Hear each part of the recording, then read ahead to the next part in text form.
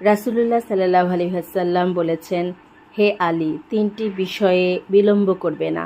ওয়াক্ত হয়ে গেলে সালাত আদায়ে, জানাজা উপস্থিত হলে সালাতুল জানাজায়, বিয়েযোগ্য মেয়ের যোগ্যতা অনুযায়ী পাত্র পাওয়া গেলে বিয়ে দেয়া। তিরমিজি 171 আলী ইবনে আবি তালিব রাদিয়াল্লাহু আনহু।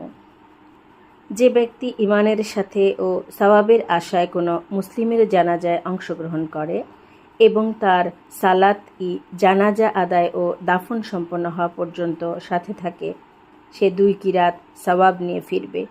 প্রতিটি কিরাত হল উহুদ পাহাড়ের সমতুল্য।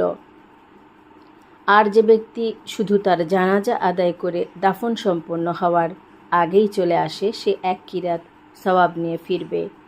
মুসলিম 2061, আবু হুরায়রা রাদিয়াল্লাহু আনহু। নাসাই 2001।